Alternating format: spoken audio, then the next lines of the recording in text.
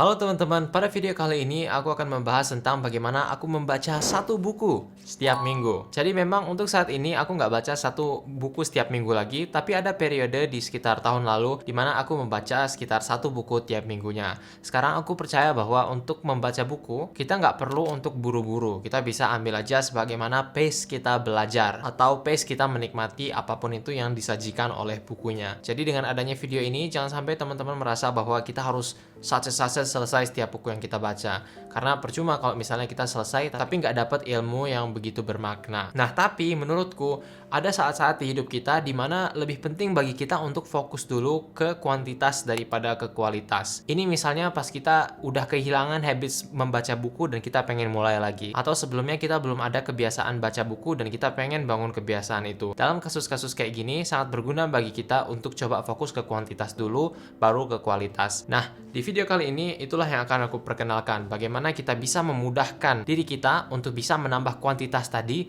sehingga kita jadi konsisten membaca, dan yang awalnya kita banyak-banyakan baca buku dulu, seiring berjalannya waktu akan bergeser ke bagaimana kita bisa membaca buku dengan kualitas yang baik sehingga kita bisa dapat ilmu sebanyak mungkin. Bila teman-teman pengen baca lebih banyak buku tahun ini, entah 2 atau 20 buku, berikut beberapa strategi yang bisa teman-teman terapkan. Yang pertama, reframe dulu arti membaca, alias kita harus buat ulang atau kaji ulang apa arti membaca untuk kita. Dulu waktu aku baru awal ngemulai membaca, aku merasa membaca itu harus dari cover ke cover, alias kayak dari perkenalan di awal sampai kata-kata terima kasih di akhir itu harus aku baca semua. Tapi sekarang itu udah berubah. Aku terkhusus kalau misalnya baca buku non-fiksi, itu aku membaca buku untuk mendapatkan ilmunya. Jadi dalam kasus ini tentu nggak efektif kalau misalnya aku menghabiskan waktuku untuk membaca forward atau perkenalan atau daftar isi yang sebenarnya nggak begitu relevan untuk targetku pribadi. Memang kadang ada beberapa buku yang bagian-bagian tersebutnya sangat membuatku tertarik dan aku akan membacanya, tapi banyak juga buku lain yang aku rasa nggak perlu aku baca untuk bagian daftar isi, forward, introduction, dan semacamnya,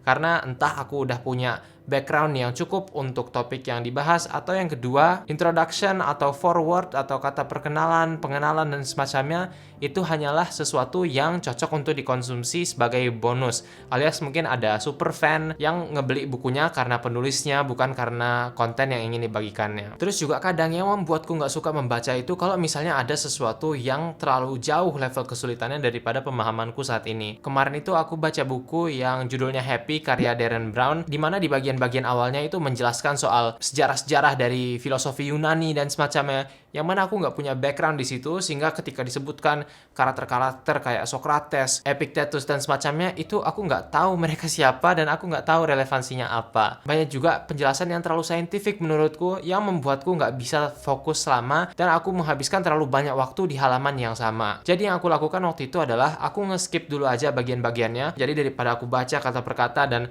menyalahkan atau marah-marah ke diri sendiri karena aku nggak bisa memahami kalimat-kalimatnya, yang cukup aku lakukan adalah nge-skim dulu aja, coba pahami secara garis besar ini kira-kira maksudnya apa, kemudian lanjut ke bagian berikutnya. Dengan ini banyak waktu yang kita punya itu dihabiskan di bagian-bagian yang beneran relevan buat kita, yang cocok untuk meningkatkan kapasitas intelektual kita saat ini, karena kalau misalnya dia kesulitan ya sama aja bohong namanya, karena otak kita belum nyampe dan itu juga membuat kita demotivasi. Nanti di waktu yang tepat pasti aku akan bertemu lagi dengan ide yang serupa, sehingga aku nggak masalah kalau misalnya untuk buku ini aku skip dulu atau nge-skim dulu bagiannya. Jadi khususnya untuk buku bacaan itu nggak harus sama dengan pendekatan kita ke katakan textbook untuk menulis skripsi, dimana kita emang harus bener-bener fokus ke setiap fakta, memastikan nggak ada yang salah dan semacamnya. Kalau soal buku bacaan yang umum untuk dibaca, itu nggak perlu kita beneran verifikasi data-data sambil buka jurnal ilmiah dan semacamnya. Penulis yang bagus harusnya udah bisa menjelaskan konsep-konsep tersebut dengan cara yang lebih mudah. Jadi kita coba husnuzon aja, berprasangka baik bahwa si penulis udah mencoba menyampaikan ide-idenya sebaik mungkin untuk level kita. Kemudian berikutnya, nggak apa-apa bagi kita untuk berhenti atau pindah buku di tengah jalan. Ini adalah hal yang terasa tabu bagi banyak pembaca pemula.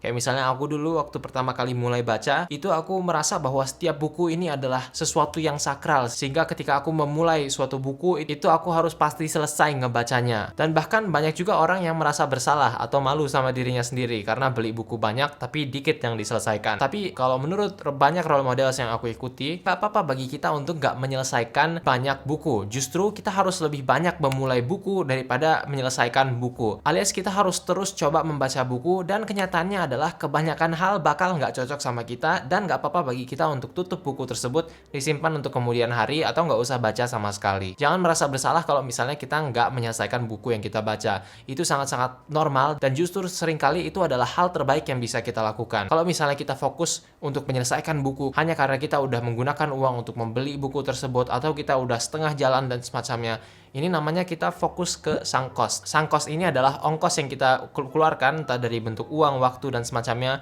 di masa lalu yang sekarang nggak bisa kita apa-apain lagi. Tugas kita saat ini adalah untuk mengabaikan sang cost seperti ini, karena seringkali fokus ke sang cost dan melibatkannya dalam keputusan kita itu nantinya bakal menghasilkan sesuatu yang suboptimal atau kurang dari potensi keputusan yang bagus yang sebenarnya bisa kita buat. Contohnya buku ini, The 4-Hour Workweek, itu dulu aku beli pas masih SMA. Aku baca, aku buka di halaman awalnya, ternyata aku nggak cocok dan aku tutup bukunya. Barusan ini aku pick up lagi dan aku bacanya kenceng banget. Itu karena sekarang topik-topik yang dibahas di buku The 4-Hour Workweek ini udah relevan sama kondisi pribadiku, dimana sekarang aku udah ada income, udah ada bisnis dan semacamnya yang dengan cash flow yang lebih jelas yang dibahas oleh buku ini. Dulu pas SMA aku nggak punya background itu, dan kalau misalnya aku paksain selesai baca bukunya, mungkin udah selesai. Tapi justru mungkin karena saat itu aku paksain udah selesai, aku menganggap buku ini udah dicontreng dari daftar bacaanku, dan sekarang di posisi dimana sekarang buku ini sangat-sangat relevan buatku, aku nggak membukanya lagi. Jadi aku bersyukur aku merasa nggak cocok dan menutup buku itu, karena di masa depan, yaitu di diriku saat ini, aku bisa mengaksesnya lagi dan ilmu yang diberikan di dalamnya lebih relevan untuk kondisiku. Dan yang terpenting, karena aku membukanya di waktu dan saat yang tepat, hal-hal yang dipelajari juga lebih gampang untuk dijadikan aksi. Jadi ilmu yang kupelajari banyak yang langsung actionable. Ini mengingatkanku kata Hans Rosling di buku Factfulness yang mengatakan bahwa kalau misalnya kita nggak suka sama buku Factfulness itu, udah tutup aja, nggak apa-apa, jangan dipaksain baca. Nanti kalau misalnya buku itu tepat buat kita, pasti ada aja cara bagi buku tersebut untuk memanggil kita kembali. Nah, terkait dengan tadi banyaknya buku yang kita beli tapi nggak kita selesaikan, ternyata ada juga konsep yang namanya anti-library. Jadi kadang kalau misalnya kita punya budget lebih, bukan ide yang buruk buat kita untuk mempertimbangkan ngebeli buku hanya karena itu bisa memperkuat aspek dari identitas kita. Misalnya apa? Misalnya aku pengen jadi orang yang lebih sehat. Aku pengen membangun identitas bahwa aku ini adalah olahragawan yang perhatian dengan nutrisi yang masuk ke tubuhnya, yang perhatian dengan jam tidurnya dan semacamnya. Aku bisa membeli buku-buku bertemakan tidur, diet dan semacamnya, kemudian aku taruh di perpustakaanku, dan ini tuh jadi semacam penguat identitas kita. Aku sempat menerapkan ini dengan beberapa topik, misalnya waktu itu soal membangun argumen tentang cacat logika dan semacamnya, yang meskipun nggak aku selesaikan semua, tapi karena dia ada di bagian dari perpustakaan kamarku, ketika aku melihatnya itu semacam penguat identitas. Aku juga sekarang melakukan itu dengan berbagai macam buku bisnis, buku soal lari, dan semacamnya. Kemudian yang berikutnya adalah nggak apa-apa bagi kita untuk baca berbagai macam buku di saat yang bersamaan. Analogi seperti ini adalah seperti makan. Ketika kita mau makan, kadang kita mau makan nasi putih, pakai ayam, pakai telur, pakai kuah nasi padang, dan semacamnya. Tapi ada juga saat-saat dimana kita pengen yang ringan aja. Kita pengen makan coklat kecil mungkin, kita pengen makan keripik. Tergantung dengan mood dan situasi dan waktu-waktu tertentu, kita pengen makan makanan yang beda. Sama dengan membaca buku. Kadang kita pengen baca buku yang dense, yang tebal, yang mengharuskan kita untuk punya catatan untuk memastikan kita paham ide-idenya. Tapi kadang kita juga pengen baca buku yang santai aja, yang bisa kita buka dimanapun kita berada,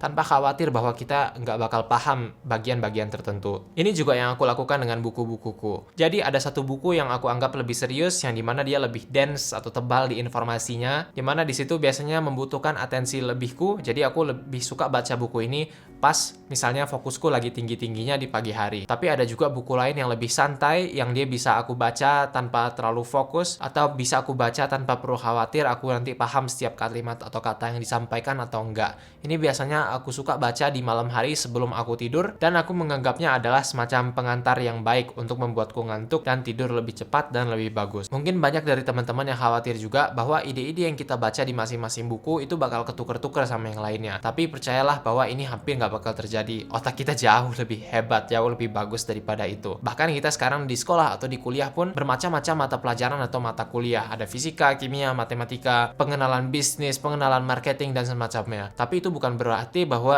kita nggak punya kapasitas untuk manage semua itu. Bahkan justru kadang-kadang dari masing-masing mata pelajaran itu ada aja ide yang bisa ditransfer ke domain lain dan memunculkan momen aha bagi kita. Bahkan itu juga kadang bagus karena kita jadi bisa mensambungkan titik-titik dari satu domain ke domain lainnya.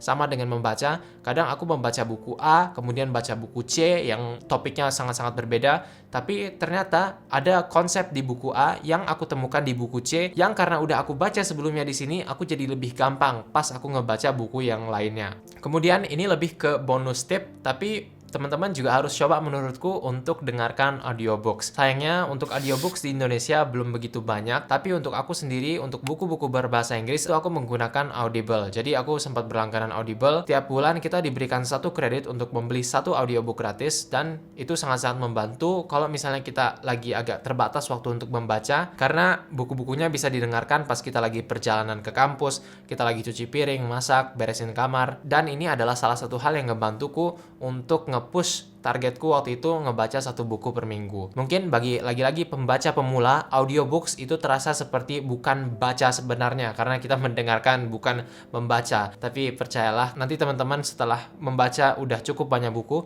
teman-teman akan sadar bahwa ya sebenarnya sama-sama aja gitu. Apalagi kalau misalnya tujuan kita membaca itu buat mendapatkan ilmu atau isi dari bukunya. Tapi tentunya akan ada juga saat-saat lain di mana memang kegiatan membaca tanpa ada tujuan akhir atau tanpa ada goal atau target terselubung itu sangat-sangat baik. Dimana saat-saatnya dimana kita bisa membaca tanpa perlu khawatir kita bakal dapat keuntungan apa, ini bakal berguna apa buat hidup kita, dan fokus aja ya, kayak enjoy aja bacanya gitu, pergerakan mata kita dari kiri ke kanan dan seterusnya. Ini adalah topik untuk lain hari, tapi itulah kurang lebih beberapa hal yang aku terapkan yang menurutku bisa jadi strategi yang bagus buat teman-teman untuk membaca lebih banyak buku, entah 2 atau 20. Aku udah bikin berbagai video tentang buku dan pengembangan diri lainnya di sebelah sini. Terima kasih dan sampai jumpa pada video berikutnya.